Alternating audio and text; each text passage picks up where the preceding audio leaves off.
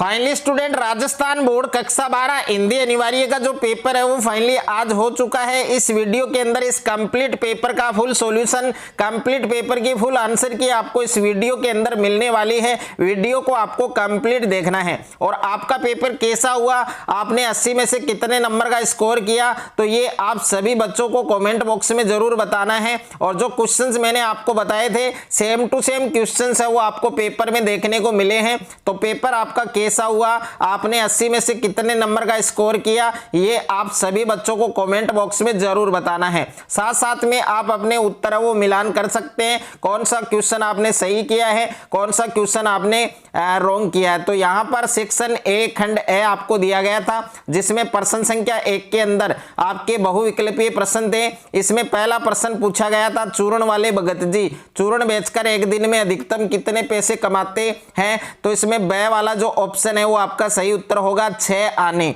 उसके बाद में दूसरा प्रश्न आपको पूछा गया था कि पहलवान की ढोलक पाठ में उठा पटक दे के अर्थ को प्रकट करने वाली ढोल की ध्वनि इनमें से कौन सी थी। तो इसमें ब ऑप्शन है वो आपका करेक्ट हो जाएगा। प्रश्न संख्या 3 आपको दे रखा है कि अंबेडकर के विख्यात भाषण एनिहिलेशन ऑफ कास्ट का हिंदी रूपांतर किस शीर्षक से किया गया है। तो इसमें ए ऑप्शन सही होगा, आपके जाति भेद का उच्छेद। और उसके बाद में प्रश्न संख्या 4 आपको पूछा गया है कि हरिवंश राय बच्चन है उनका काव्य दर्शन कौन सा है। तो इसमें हालावाद हो जाएगा, बे वाला ऑप्शन आपका करेक्ट आंसर हो जाएगा। और प्रश्न संख्या 5 आपको दे रखा है निराला की बादल राग कविता किस काव्य खंड में प्रकाशित है। तो इसका सही उत्तर आपके ऑप्शन नंबर स होगा, अनामिका। और प्रश्न संख्या 6 आपको दे रखा है, प्रश्न संख्या 6 के अंदर आपका द ऑप्शन करेक्ट हो जाएगा, हनुमान। और उसके बाद में प्रश्न संख्या 7 दे रखा है सिल्वर वेडिंग कहानी में बाल जति किसे कहा गया है। तो सह वाला जो ऑप्शन है वो आपका सही उत्तर होगा, किसंदा को। और उसके बाद में 8वां प्रश्न दे रखा है जुज कहानी के नायक पर सर्वाधिक प्रभाव है वो किसका पड़ा। तो इसमें द ऑप्शन है वो आपका करेक्ट आंसर होगा। और उसके बाद में 9वां प्रश्न दे रखा है जनसंचार के किस माध्यम में सर्वाधिक ज्ञानेंद्रिय सक्रिय रहती है। तो इसमें सह ऑप्शन आपका सही होगा, इंटरनेट में। उसके बाद में अगला प्रश्न दे रखा है आपके प्रश्न संख्या 10 है कि भारत में वेबसाइट पर विशुद्ध पत्रकारिता शुरू करने का श्रेय किसे जाता है। तो इसमें आपका ए ऑप्शन सही उत्तर होगा, तहलका.com। और उसके बाद में अगला प्रश्न है 11वां प्रश्न है कि इनमें से पश्चिमी हिंदी की बोली कौन सी है।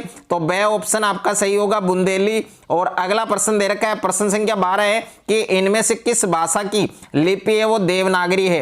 तो इसमें प्यारे बच्चों ए ऑप्शन आपका सही होगा, नेपाली। तो 12 क्वेश्चन आपके मल्टीपल चॉइस क्वेश्चन थे, वस्तुनिष्ठ प्रश्न थे, बहुविकल्पीय प्रश्न थे। तो 12 में से 12 किन किन बच्चों के सही है वो बच्चे अपना नाम लिखकर कमेंट करेंगे।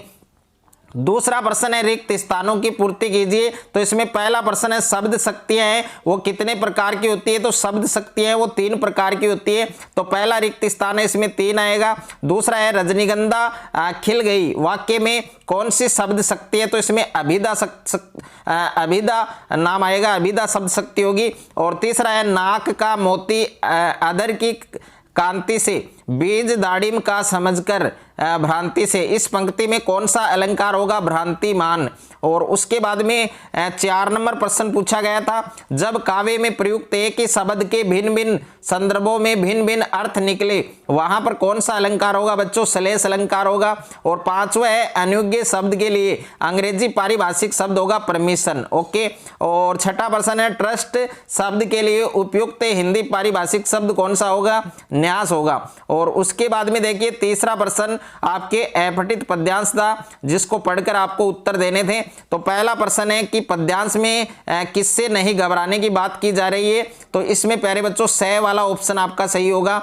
और उसके बाद में दूसरा प्रश्न है पद्यांश में प्रयुक्त गुणना शब्द का क्या अर्थ है। तो इसमें सह ऑप्शन करेक्ट हो जाएगा, मनन करना। तीसरा है इनमें से गिरी शब्द का पर्यायवाची कौन सा होगा, अचल होगा। तो इसमें बे ऑप्शन करेक्ट हो जाएगा। और उसके बाद में ये जो बाकी के क्वेश्चन है इनका आंसर है वो आप पद्यांश में से दे सकते हैं। उसके बाद में 4 नंबर जो क्वेश्चन है वो आपके अपठित गद्यांश था, जिसको पढ़कर आपको उत्तर देने थे।